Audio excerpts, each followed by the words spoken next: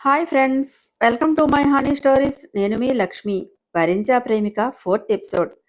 తన friend phone చేయగానే నిద్ర బద్ధకంతో కళ్ళు తెరిచి చేత్తో ఫోన్ వెతుక్కొని తీసుకుని లిఫ్ట్ చేసి హలో అన్నాడు స్లీపీ వాయిస్తో. హలో సౌరభ్, ఇంకా బెడ్ దిగలేదా అని అరిచినట్లు అడిగి న్యూస్ చూడు అన్నాడు ఫోన్ చేసిన పర్సన్.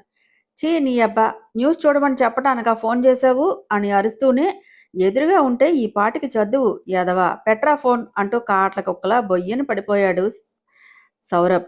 ఏడ్చినట్లుంది. ఫస్ట్ న్యూస్ చూడుబే, తర్వాత నన్ను తీరిగ్గా చంపుదు గాని అని కట్ చేశాడు వాడు. లేచి మొహం రుద్దుకొని రిమోట్ తీసుకొని తన రూమ్లోనే ఉన్న టీవీ ఆన్ చేసి న్యూస్ ఛానల్ పెట్టాడు Saurabh. The great business tycoon Aryan మహాజన్కి నిన్నే మ్యారేజ్ జరిగింది. ఒక అమ్మాయిని రహస్యంగా మ్యారేజ్ చేసుకున్నాడు. ఆ అమ్మాయిని కాక అబ్బాయిని చేసుకుంటాడా? వాడేమైనా తేడాగాడా అని వ్యంగ్యంగా అంటూనే సొల్లిందే సొల్లుతుంది ఈ పిల్ల అసలు మ్యాటర్ చెప్పకుండా. ఇంతకీ వాడు చేసుకున్న అమ్మాయి ఎవరో పాపం అని చూశాడు సౌరభ్. మాకు అందిన ఇన్ఫర్మేషన్ ప్రకారం తను నిన్న యూనివర్సిటీ నుండి గోల్డ్ మెడల్ తీసుకున్న మిస్ నిహారిక అని హారిక నేమ్ చెప్పగానే భారీ షాక్ తగిలింది. ఒక్కసారిగా తుఫాన్ వచ్చి తనని తాకినట్లు షేక్ అవుతూనే నో నో అంటూ పెద్దగా అరుస్తూనే ఫ్లవర్ వాజ్తో టీవీ కేసి విసిరి కొట్టాడు. రే ఆర్యన్, నిన్ను చంపేస్తాను నా కొడక, నా హారికని నువ్వు పెళ్లి చేసుకోవడం ఏంట్రా అంటూ సెన్స్ కోల్పోయి బిగ్గరగా కేకలు వేశాడు. ఆ అరుపులకి ఇంట్లో వాళ్ళంతా పరుగున సౌరభ్ రూమ్ దగ్గరికి వచ్చి డోర్ తీస్తుంటే లాక్ వేయటంతో రాక దబదబా బాదుతున్నారు. సౌరభ్, రే నాన్న, డోర్ ఓపెన్ చేయరా, ఏమైందిరా అంటూ తల్లి పార్వతి కంగారుగా అరుస్తోంది. గోడకు చేత్తో పంచిచ్చి తన కోపం అంతా చూపిస్తున్నాడు సౌరభ్. ఇంట్లో వాళ్ళు మరింతగా డోరు బాదటంతో మండే అగ్నిపర్వతంలా విసురుగా వెళ్ళి డోర్ ఓపెన్ చేసి ఏంటి మీ గోల అంటూ అరిచాడు. పార్వతి కొడుకు వైపు భయంగా చూసి ఏం జరిగింది నాన్న, ఎందుకంత గట్టిగా అరిచావు అంటూ చెయ్యి వైపు చూసి బ్లడ్ కారిపోతుంది అయ్యో అంటూ చెయ్యి పుచ్చుకోబోయింది. చెయ్యి వెనక్కి లాగేసుకుని మామ్, నాకేమీ కాలేదు, మీరు వెళ్ళండి అని బలవంతంగా బయటకు తోసి దడేలను డోరేసుకున్నాడు సౌరభ్. ఏడుస్తున్న పార్వతిని చూస్తూ ఊరుకో అక్క, సౌరభ్ కోపం తెలిసిందే కదా, తనే నార్మల్ అవుతాడు, నువ్వు టెన్షన్ పడి బీపీ తెచ్చుకోకు అంది తన తోడుకోడలైన గౌతమి. అప్పుడే బయట నుంచి వచ్చిన సౌరభ్ ఫాదర్ ఏం జరిగింది అంటూ గంభీరంగా అడిగాడు. అది పెదనాన్న, అన్నయ్య అంటూ జరిగింది చెప్పింది గౌతమి కూతురైన సత్య. నేను చూస్తాను, మీరు వెళ్ళండి అని సౌరభ్ రూముకు వెళ్ళి సౌరభ్ డోర్ ఓపెన్ చేయి అంటూ చాలా స్మూత్గా పిలిచాడు తండ్రైన శివరాం. వితిన్ సెకండ్లో డోర్ ఓపెన్ అయింది. లోపలికి వచ్చి రూమ్ అంతా కళ్ళతోనే స్కాన్ చేసి ఏం జరిగింది అంటూ బేస్ వాయిస్తో అడిగాడు శివరాం. మౌనంగా తలదించుకున్నాడు సౌరభ్. అడిగేది నిన్నే అంటూ మళ్ళీ రెట్టించేసరికే ఏం చెప్పాలో తెలియక అది అది అంటూ నసిగాడు. చెప్పు, ఆర్యన్ ఏం చేశాడు, నువ్వెందుకు ఇంతలా హర్ట్ అవడానికి కారణం అంటూ సూటిగా చూశాడు శివరాం. కోపంతో పిడికిలి బిగించి కళ్ళు మూసి నేను లవ్ చేసిన అమ్మాయిని బలవంతంగా పెళ్లి చేసుకున్నాడు వాడు అని చెప్పాడు. వాట్ అని కీచుగా అరిచి నువ్వు లవ్ చేశావా? ఎస్ డాడ్, తనని నేను లవ్ చేశాను, మీతో చెప్పి మ్యారేజ్ చేసుకుందామని అనుకున్నా. తనకి ఈరోజు నా లవ్ మ్యాటర్ చెప్పి మీకు చెబుతామనుకున్నా అని గడగడ పాఠం అప్పచెప్పినట్లు చెప్పాడు. సౌరభ్, నీకు మతుండే మాట్లాడుతున్నావా? అది ఒక అనాథ, అలాంటి దాన్ని నువ్వు లవ్ చేయటం ఏంటి అంటూ ఇరిటేట్ అవుతూ అడిగాడు శివరాం. సో వాట్ డాడ్, తన అనాథైన వెరీ వెరీ టాలెంటెడ్ గర్ల్, అందంలో పోత పోసిన పసిడి బొమ్మ, నిన్న యూనివర్సిటీ టాపర్గా గోల్డ్ మెడల్ కూడా తీసుకుంది అన్నాడు సౌరభ్. ఎన్ని మెడల్స్ తీసుకున్నా తనకంటూ ఐడెంటిటీ లేదు. ఎవరికి పుట్టిందో కులం గోత్రం లేని దాన్ని తెచ్చి నా వంశ ప్రతిష్టను దిగదార్చుదామని అనుకుంటున్నావా? వాడు మంచి పనే చేశాడు, ఇన్నాళ్ళకి నాకు పనికొచ్చే పని చేశాడు అంటూనే నైట్ వాడి పెళ్లి మ్యాటర్ తెలిసి ఆశ్చర్యపోయాను, ఇప్పుడు ఆనందపడుతున్నాను. జరిగిందేదో జరిగిపోయింది, వదిలేయ్. నీకోసం బిగ్ షాట్స్ క్యూ కట్టారు, తమ కూతుళ్ళని నీకు ఇస్తామని.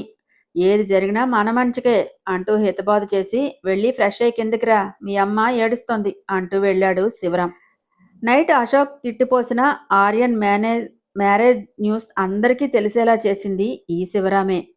కోపంతో రగిలిపోతూ వాడిని ఎలా వదిలేస్తాను డాడ్, వాడి చావు నా చేతిలోనే, నాది అనుకుంటే ఏదైనా నాకే సొంతం చేసుకుంటా త్వరలోని అని కసిగా అనుకుంటూ వెళ్ళాడు సౌరభ్.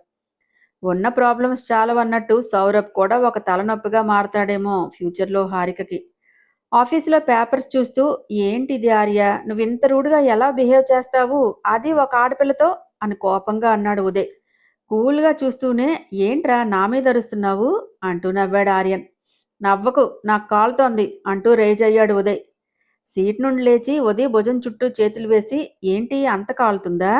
మరి నాకు కూడా కాలుతుంది. ఆ మంట ఎవరికి చూపించాలి అని కళ్ళు ఎగరేశాడు ఆర్యన్. నీకు కాలుతుంటే ఆ మంట ఏమీ తెలియని ఆ అమ్మాయి మీద చూపిస్తావా అయితే అని కోపంగా అడిగాడు ఉదయ్. రేయ్, నేను ఏ రీజన్ లేకుండా ఇంత వైల్డ్గా రియాక్ట్ అవుతానా అంటూనే మన ఫ్యాక్టరీ మూతపడటానికి తనే కారణం, ఇదంతా తను కావాలనే చేసింది అని ఏదో అన్నాడు ఆర్యన్. వాట్ అంటూ కీచుగా అరిచి, నువ్వు చెప్పింది నిజమా అని ఆశ్చర్యంగా అన్నాడు ఉదయ్. ఎస్, అందుకే ఇలా చేశాను. తను చేసిన దానికి నేను వేసిన శిక్ష.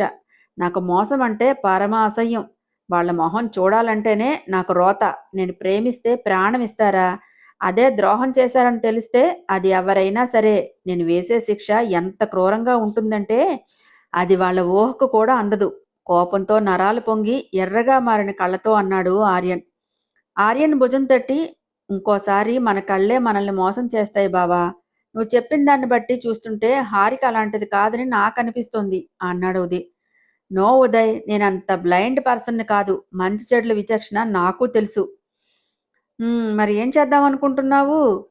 తనకే లైఫ్ లాంగ్ పనిష్మెంట్ కాదురా, నాకు కూడా పనిష్మెంట్నే కదా ఇది అన్నాడు బాధ నిండిన స్వరంతో. అన్నీ మనం అనుకున్నవే జరిగితే అది జీవితం ఎందుకు అవుతుంది ఆర్య? మన డెస్టినీలో ఏది రాసుందో నీకు తెలియదు, నాకు తెలియదు అంతే అని వేదాంత ధోరణిలో చెప్పి వర్క్ చూడు ముందు అంటూ వెళ్ళాడు ఉదయ్. ఈవినింగు నాని వస్తోందిరా, తనకేం ఆన్సర్ చెయ్యాలో తెలియడం లేదు. రేయ్, బామ్మకు అసలే పట్టింపులు ఎక్కువ. హారికకి కులగోత్రాలు లేవని రచ్చ చేస్తుందిరా బాబు. అసలే వరల్డ్ మొత్తంలో నోరు పెద్దది ఎవరిది అంటే అడగ్గానే టక్కున మన బామ్మను చూపించేయచ్చు అన్నాడు నవ్వుతూ ఉదయ్. ఇది ట్రూ. అసలే నా పెళ్లి చాలా హోప్స్ పెట్టుకుంది.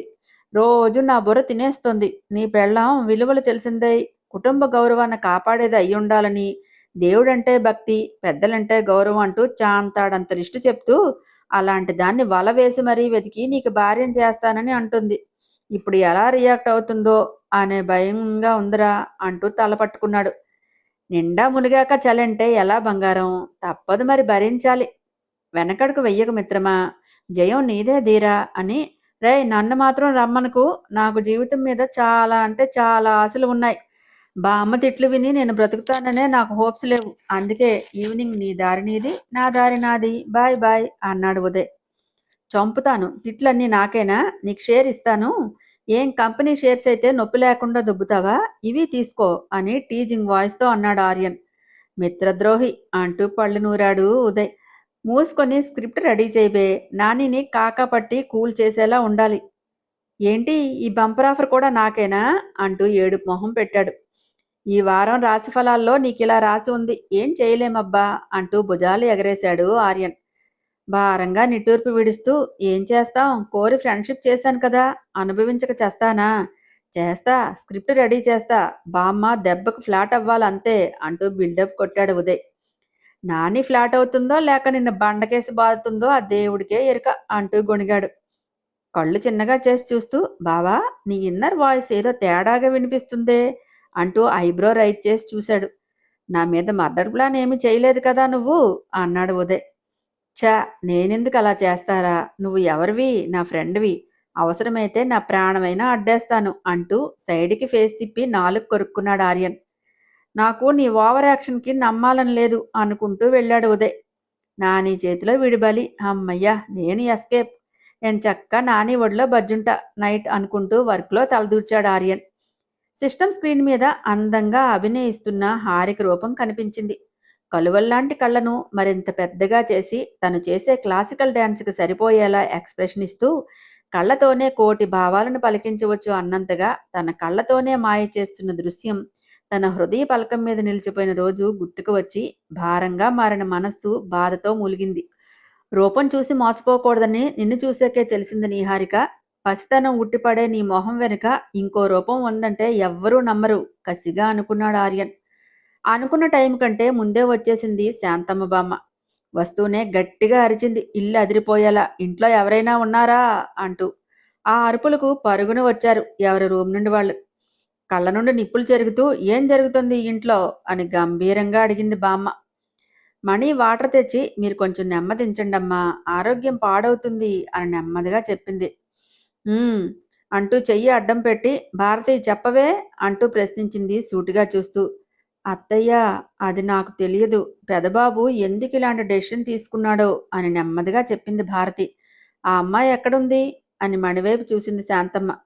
పైన రూమ్లో ఉన్నారమ్మా అని చెప్పింది మణి. ఆవిడ వెళుతుంటే ఫాలో చేశారు భారతితో సహా సుజన, మణి. వెళ్లేదల్లా ఆగి నేను వెళ్తా, మీరు రానక్కర్లేదు అంటూ స్పీడ్గా వెళ్ళింది శాంతమ్మ. ముగ్గురు హాల్లోనే ఉండిపోయారు. డోర్ తీసుకుని లోపలికి వెళ్ళింది. కింద కూర్చొని సోఫాలో తలపెట్టుకుని పడుకుని ఉంది హారిక. డోర్ సౌండ్కి తలెత్తి చూసి నిండైన విగ్రహం చూడగానే, నమస్కరించేలా ఉన్న శాంతమ్మను చూడగానే గబాలం లేచి నుంచుని తల వంచుకుంది. ఆమెని పైనుండి కింద వరకు స్కాన్ చేసి ఏం పేరు నీది అంటూ కంచు కంఠాన్ని టంగున మోగించింది బామ్మ. ఆ వాయిస్లో బేసికి బెదిరి కళ్ళెత్తి భయంగా చూస్తూ నీ హారికండి అంది నెమ్మదిగా. ఈ అందం ఎరవేసే నా మనవడిని బుట్టలో పడేశావా అంటూ వెటకారంగా అడిగింది. సర్రున కోపం వచ్చి తల ఎత్తి నాకు అవసరం లేదు, జరిగిందేంటో తెలుసుకొని మాట్లాడండి. పెద్దవారు ఒక ఆడపిల్లని ఇలా అనటం మీకు భావ్యం కాదు. మీ మనవడితో మీరైనా చెప్పండి, నన్ను ఇంటి నుండి పంపేయమని అంది. ఆస్తి అంతస్తు చూసి నా మనవడు అందం చూసి నైస్గా ట్రాప్ చేసి ఇప్పుడు ఏమి ఎరగని నంగనాచి తుంగబురలా అంటున్నావే, ఏదో నీకు ఇష్టం లేనట్లు అంటూ హేళన చేసింది శాంతమ్మ. అమ్మమ్మగారు, మాటలు మర్యాదగా రానివ్వండి. ఎవరికి కావాలి డబ్బు, ఆస్తి, అందం? నాకు ఈ డబ్బు నా కాలి గోటితో సమానం. నేను నా కష్టంతో బ్రతకాలనే ఆశపడతాను, ఎవరి వల్ల కలిగే ధనంతో కాదు అంటూ ఘాటుగా స్పందించింది హారిక. ఉన్నమాటంటే రోషం పొడుచుకొచ్చిందే, నువ్వు చెప్పేది నిజమని నేను నమ్మాలని బాగానే ఆరాటపడుతున్నావు అని వ్యంగ్యంగా అంది బామ్మ. నాకు ఎవ్వరి మెప్పు అవసరం లేదు. ఫైనల్లీ ఈ ఇంట్లో వాళ్ళ మెప్పు అస్సలే వద్దు. నాకు ఈ ఇల్లే వద్దు, మీ మనవడు వద్దు. ప్లీజ్ మీ కాళ్ళు పట్టుకుంటాను, నన్ను పంపించేయండి అంటూ చేతులు జోరించి బోరుని ఏడ్చింది హారిక. అంటే నా మనవడి మీద నీకు ఎలాంటి ఫీలింగ్స్ లేదంటావు అంతేనా అని సూటిగా చూసింది. మీ మనవడి మీద ఇప్పుడే కాదు ఎప్పటికీ ఒకటే ఫీలింగ్, అసహ్యం, ద్వేషం అంతే కోపంగా అంది. అంత అసహించుకుంటే నాకు ముని మనవడిని ఎలా ఇస్తావే అమ్మాయి అని నవ్వుతూ అడిగింది బామ్మ. షాక్తో చూసింది. ఏంటే అలా బిగుసుకుపోయావు, నువ్వు విన్నది కరెక్టే, నాకు మునిమనుడు కావాలి. ఎప్పుడిస్తావే చిత్రాంగి అంటూ దగ్గరకు తీసుకొని 2 బొగ్గలు పుణికింది శాంతమ్మ. ఆర్యన్ కొట్టిన దెబ్బకి బొగ్గ ఎర్రగా కందిపోయి ఉండటంతో ఆ అంది నొప్పితో. ఏమైందే అని పరీక్షగా చూసింది శాంతమ్మ. వాచిన బుగ్గను చూడగానే ఏదో అర్థమై వెన్న రాసుకో అని తల మీద చెయ్యి వేసి నిమురుతూ మీ మధ్య ఏం జరిగిందో నాకు తెలీదు, ఏంటి అని కూడా నేను అడగను. నేను అడిగేది ఒక్కటే, ఆర్యన్ని బాగా చూసుకుంటావా? నా తర్వాత నా మనవడిని నువ్వే చూసుకోవాలి, అందుకే ఇలా అడుగుతున్నా. వాడిది పసిపిల్లాడి మనస్సు, తెల్లగా ఉన్నవన్నీ పాలే అని నమ్మే తత్వం. నాకు మాట ఇవ్వు, ఏం జరిగినా నా మనవడి చెయ్యి వదలనని. ఇందాక అంతలా మాట్లాడింది ఇప్పుడేంటి ఇలా అంటుంది అనుకుంటున్నావా? నిన్ను టెస్ట్ చేశాను, నీ కళ్ళల్లో ఎక్కడైనా ఆశ కనిపిస్తుందేమోనని. అది మచ్చుకు కూడా కనిపించలేదు. ఇప్పుడు నా మనసు కుదుటపడింది, వాణ్ణి వదలనని మాట ఇవ్వు తల్లి అంటూ చేయి చాపింది బామ్మ. అమ్మమ్మగారు, అది అది అంటూ నసిగింది హారిక. నీ సంకోచం నాకు అర్థమైంది. వాడు నీ ఇష్టంతో సంబంధం లేకుండా తాళి కట్టాడనే కదా? అవునంటూ తలూపింది హారిక. ఇప్పుడు ఇష్టం లేదన్నవాడే రేపు ప్రాణం కన్నా మిన్నగా ప్రేమిస్తాడు, నాది ఆ గ్యారంటీ. ఆర్యన్ ప్రేమ ఆకాశమంతా, అది పొందే రోజు నీకు తప్పకుండా వస్తుంది. కొన్ని మాటలు, అవమానాలు, అవసరమైతే నిందలు కూడా భరించాలి నువ్వు. అన్ని శ్రమలు పడితేనే నీకు అమృత కలశం అందుతుంది. నన్ను నమ్ము, శివుడి ఆజ్ఞ లేనిదే ఏదీ జరగదు. ఆ శివయ్య మీకు ముడి వేశాడు. ఒక్కసారి మెడలో తాళి పడ్డాక అదే శాశ్వత బంధానికి నాంది. మీరు తెంచుకోవాలన్నా ఆ పవిత్ర బంధం తెగిపోదు. అందుకే పెళ్ళి అంత పవిత్రమైంది. నీకే తెలుస్తాయి అన్నీ నెమ్మదిగా. నీ వెనుక నేనుంటాను. నీ గమ్యం వైపు సాగిపో అని నుదురును ముద్దు పెట్టుకుని చల్లగా ఉండు అంటూ నవ్వింది శాంతమ్మ. వంగి ఆవిడ కాళ్ళకు నమస్కరించి మీరు అడిగిన కోరికను నెరవేర్చే శక్తి, ఆత్మస్థైర్యం నాకు ఉండాలని దీవించండి అమ్మమ్మగారు అంది హారిక కూడా. మనోవాంఛ ఫలసిద్ధిరస్తు అని దీవించి లేపి రెస్ట్ తీసుకో అంటూ వెళ్ళింది శాంతమ్మ. హాయ్ ఫ్రెండ్స్, నా ఛానల్ నచ్చితే కనుక లైక్ చేయటం, షేర్ చేయటం, సబ్స్క్రైబ్ చేసుకోవటం మర్చిపోకండి. పక్కనే ఉన్న బెల్ ఐకాన్ని ప్రెస్ చేయండి. నెక్స్ట్ అప్డేట్ కోసం వెయిట్ చేస్తూ ఉండండి.